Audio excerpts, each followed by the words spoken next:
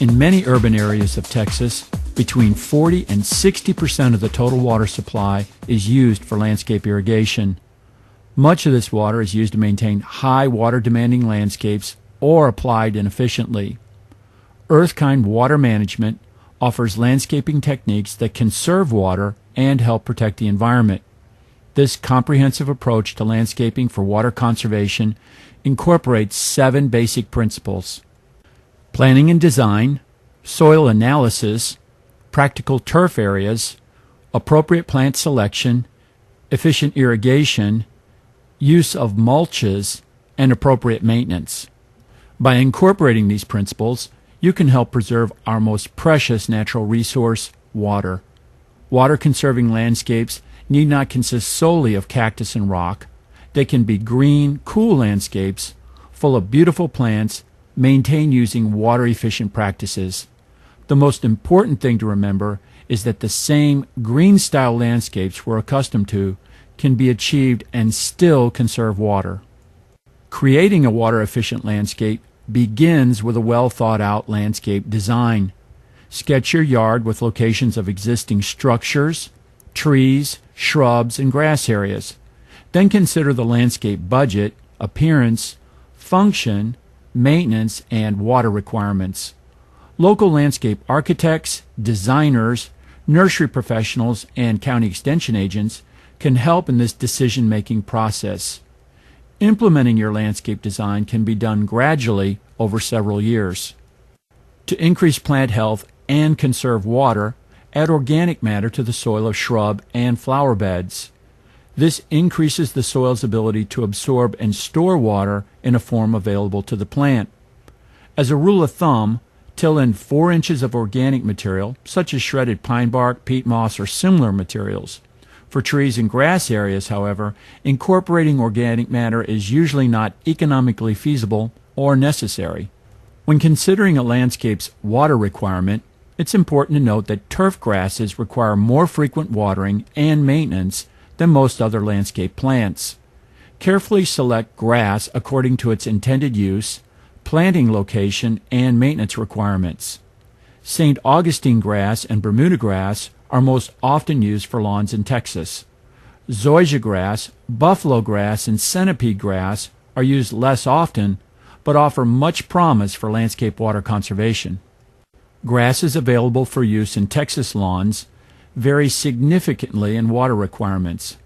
Planting the lowest water use turf grass adapted to the region is an effective way to reduce landscape irrigation requirements.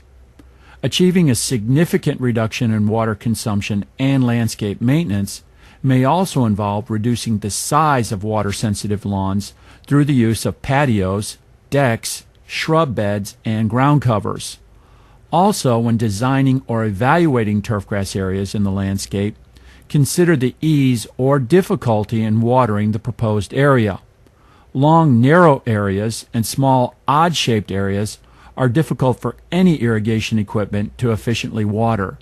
Try to eliminate long, narrow areas and maintain more blocky, square areas.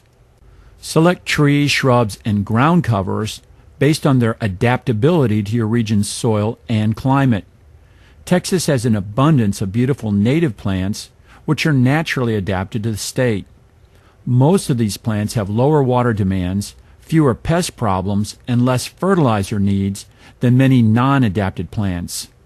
Combining Texas natives with well-adapted non-natives is a key to a beautiful, interesting landscape which conserves water. Check with your local nursery or county extension agent for recommendations on adapted landscape plants for your area. An added benefit of landscape water conservation can be less maintenance. A well-designed landscape can decrease maintenance by as much as 50% through reduced mowing, once-a-year mulching, elimination of weak, unadapted plants, and more efficient watering techniques. Of the tremendous amounts of water applied to lawns and gardens, much of it is never absorbed and put to use by plants. Some water is lost to runoff by being applied too rapidly. Some water evaporates from exposed, unmulched soil. But the greatest waste of water comes from applying too much, too often. In addition to overwatering plants, excess irrigation can leach nutrients deep into the soil away from plant roots.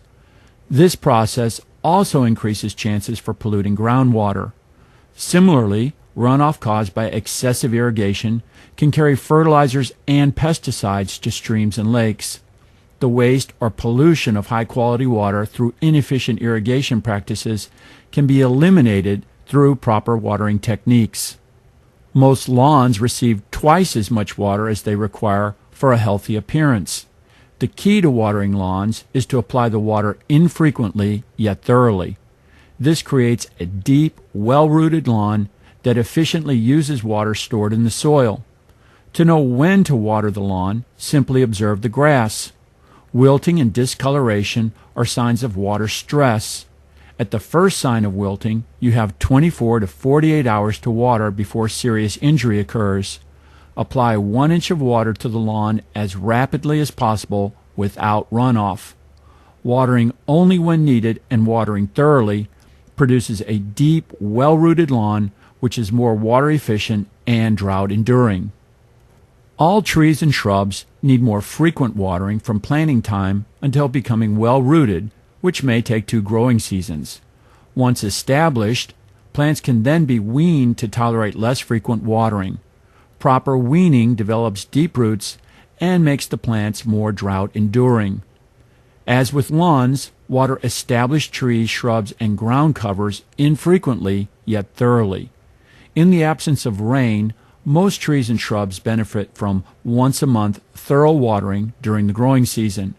Remember, normal lawn watering is not a substitute for thorough tree and shrub watering. The feeding root system of a tree or shrub is located within the top 12 inches of the soil and at the drip line of the plant. The drip line is that area directly below the outermost reaches of the branches. Apply water and fertilizer just inside and a little beyond the drip line, not at the trunk. Simply lay a slowly running hose on the ground and move it around the drip line as each area becomes saturated to a depth of 8 to 10 inches. For large trees, this watering technique may take several hours. The goal of any irrigation system is to give plants a sufficient amount of water without waste. By zoning an irrigation system, grass areas can be watered separately and more frequently than ground covers, trees, or shrubs. Both sprinkler and drip irrigation can be incorporated to achieve water conservation in the landscape. Sprinkler irrigation is the most commonly used method of landscape watering. The 2 most common types of sprinkler irrigation systems are the hose-end sprinkler and the permanent underground system. Even though a permanent sprinkler system can be more water efficient than a hose-end sprinkler, both systems require little maintenance and apply large volumes of water in a short period of time. If you have a permanent sprinkler system, make sure the sprinkler heads are adjusted properly to avoid watering sidewalks and driveways. Also, a properly adjusted sprinkler head sprays large droplets of water instead of a fog or fine mist, which is more susceptible to evaporation and wind drift. With either hose-end sprinklers or permanent systems, water between late evening and mid-morning to avoid excessive water loss through evaporation. Drip irrigation offers increased water efficiency and plant performance when compared to sprinkler irrigation. In areas of the state with poor water quality, drip irrigation also allows safer use of salty water in the landscape and garden. Drip irrigation slowly applies water to soil. The water flows under low pressure through emitters, bubblers, or spray heads placed at each plant. Water applied by drip irrigation has little chance of waste through evaporation or runoff.